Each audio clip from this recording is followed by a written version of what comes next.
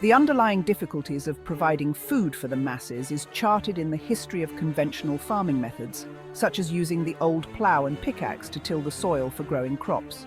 The ability to achieve exponential crop growth has been seriously affected by climate changes that have impacted the environment in many ways and have affected many lives. Plant diseases have caused a series of significant hardships for many nations around the world.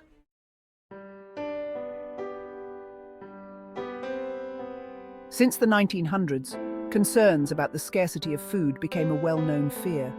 There were many harmful threats about a potential food shortage in the near future. Threats such as the Irish potato famine, pest problems, climate change, and the growing population led many to believe that the shortage in food supply was close at hand. In 1946, President Harry Truman gave a speech addressing the food crisis in Europe and Asia, urging all Americans to conserve and do what they can to help starving people all over the world. According to the Journal of World Affairs, food prices were at an all-time high in 2008, and food rebellions occurred in countries such as Egypt, Haiti, Cameroon, Indonesia, and Bangladesh. However, in the years 2010 and 2011, it appeared that the concern has shifted from food crisis to product price variability and market inadequacy.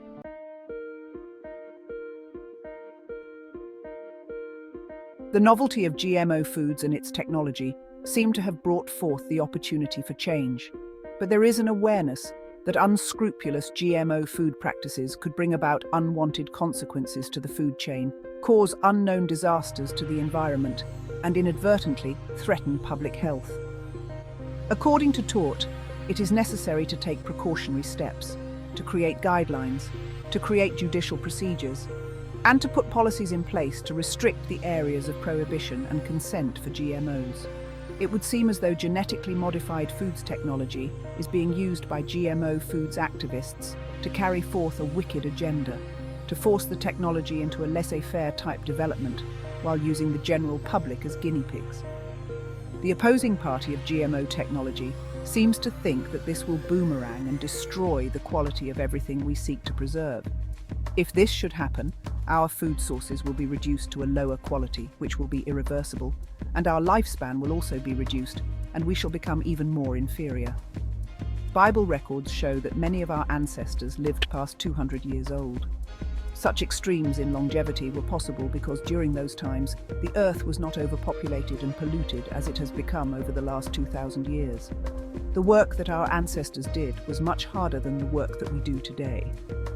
Therefore, the primitive man would have had to use all of his muscles and flex all his joints, and perhaps this has something to do with longevity. The water was clean and full of the necessary minerals that were good for the body. The food from the earth was electric, full of essential vitamins and minerals to stimulate the body, the mind, and the spirit. The air and the soil were pure and richly enhanced with the necessary portions of oxygen, nitrogen, and other elements that are good for stimulating the senses. Man had not yet discovered the wicked chemicals and inventions that cause pollution to the environment. Therefore, life was fairly good.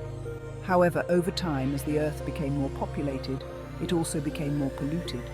The quality of the air, soil, food and water, even the quality of man.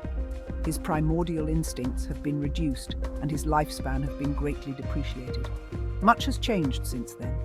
Due to the quality of these earthly essentials becoming depreciated and polluted over time, man's vitality was depleted as well. His mind, body, and his spirit are weaker. Therefore, man must exercise, meticulously watch his diet, and take vitamins and minerals in order to stay fit and vibrant.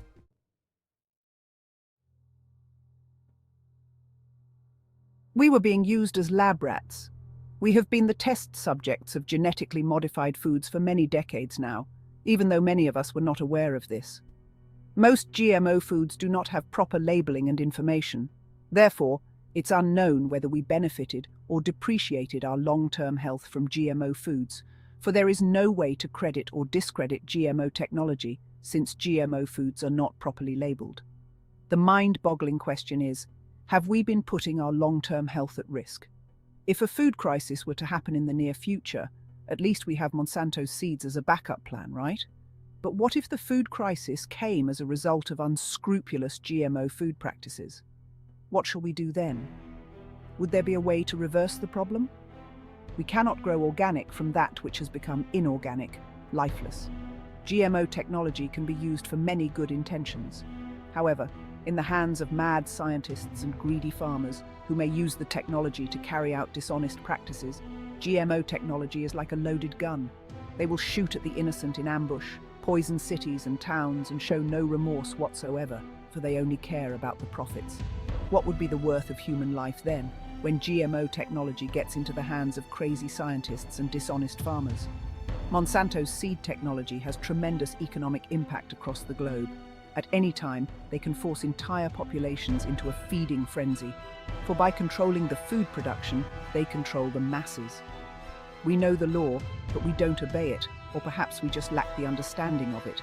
Take care of where you live, and where you live will take care of you. What we do to the environment has consequences. Anything done to provoke the law of nature will return to harm us. It is only a matter of time before Mother Nature reveals its frustration.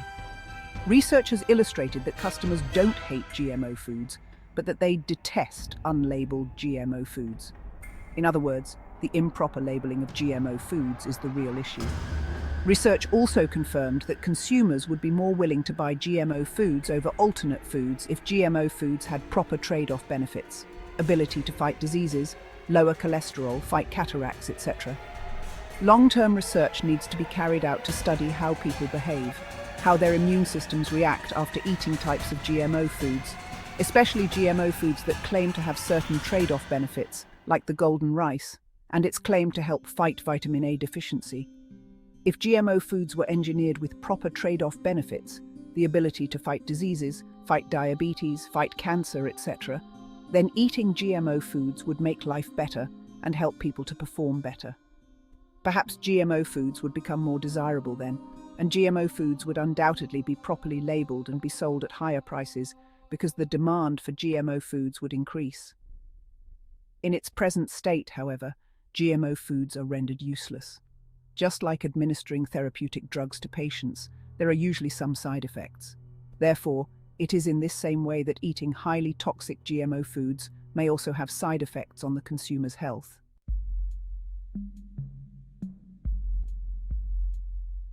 Food is vital, therefore food is medicine. But if we're getting sick from the food that we eat, whose fault is it? It's easy to pass the blame. Although most GMO foods do not have proper labeling and information, as consumers, we still buy them. But do we really have a choice? And by this, I mean, what is the alternative? Starve to death? Is it too much to assume that eating GMO foods has the capability to affect the mind, alter the consciousness of an individual, and manipulate his or her behavior? Highly toxic GMO foods may not cause physical harm, but it can create adverse effects. And even though these adverse effects might not be evident for some time, they may slowly and gravely affect the lifestyle of the individual. Just as these chemical herbicides do to plant cells, attacking weeds and pests at their cellular levels, low concentrations of such chemicals in our diet, from eating GMO foods, over a period of time, may have similar effect on the cells in our bodies. The accumulation of these chemical residues in the lining of the gut may cause persons to experience neurological problems, or they may portray symptoms of cognitive decline, mind and body incoordination, laziness, drifting, tired and sleepy all the time. Although GMO foods are substantial equivalent to non-GMO foods or organic foods, the energy obtained from GMO food molecules may be less because its chemical compositions are foreign, complex, to the digestive system in our bodies, and therefore are harder to process, break down, and to digest. Hence, as in regard to energy levels, inefficient telepathic or pathophysiologic adenosine triphosphate, ATP, communication will occur, and persons may become less active, lazy. Laziness may become more prevalent in persons, such that they tend to drift, they get tired very easily, may fall asleep especially when performing tasks that require high concentration, like reading and listening attentively. They may also be less motivated to perform daily habits, like proper hygiene and exercise. They may lack self-control and are easily distracted and indecisive. Some persons experience rapid weight gain, and as a result, they lose self-confidence and may become more susceptible to manipulation.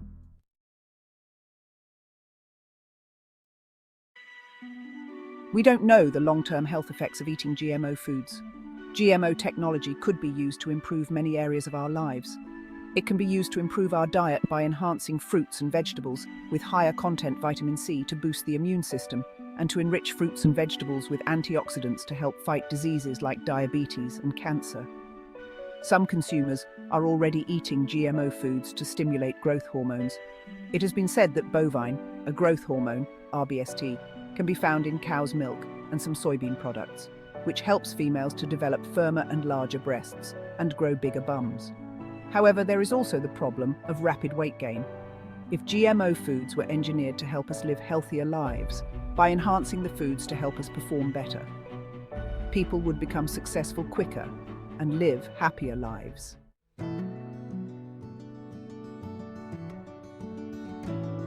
The future possibilities of GMO may be bright, but as for public health, rather dark and gloomy. Unethical research experiments carried out on plants and animals have uncertain future consequences, and unlabeled GMO foods ethical issues. We don't know whether these experiments will have tributary consequences of good or ill. However, so far, the results are not looking that good. Starvation still exists, even in the richest parts of the globe. The people are not healthier. Many new diseases and food allergies have risen. Novel types of cancer have been ravaging populations across the world. Autism in young children have been recorded. Prices have risen exponentially high. Certain whether these troubles are to be blamed on GMO foods or its technology, but with these problems becoming more prevalent alongside GMO foods technology, Monsanto and their GMO seeds advocates have failed to deliver on their promises. There have been many technological advances over the decade that have not been good. Radiation and pollution have also been a major contributor of the environmental problems we are experiencing. But perhaps the uncertainty of GMO foods, its possible negative future consequences, is the biggest price we have to pay today. We will continue to further these technological advances until the solution becomes irrevocable, worse than the problem. Some doctors don't seem to care whether engineered foods have adverse. They just want to make more profit instead of informing their patients that many of these novel diseases develop in the gut, and that therefore it might be best for them to change their. They would rather have them eat GMO foods so that they become dependent on them for help. They can hook them up on pills and turn them into drug fiends. In this way, the consumer will be their loyal customer for life. Bottom feeders are prone to certain habitual behavior. Eating fast foods and junk foods is just one of them. They need more than drugs to ease their pain.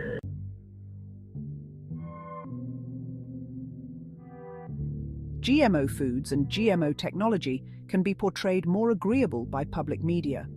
However, this depends on the integrity of the food scientists, biologists, farmers, GMO food manufacturers, and suppliers. They will need to do more than mull over a solution for mandatory labeling of all GMO products, which is every food that has been genetically modified or contains ingredients of genetically modified organisms. GMO technology is already out there. The people are going to use it as they see fit. They will use it to grow their foods and do other things as well. For we are not all farmers here, but we all must eat. The wheel of change cannot be restrained. It is going to turn no matter what. But we must remember, what we do to the environment has consequences. Anything done to provoke the law of nature will return harm to us. It is only a matter of time before Mother Nature reveals its frustration.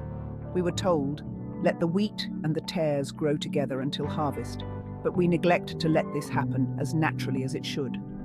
Therefore, we shall bear the consequence.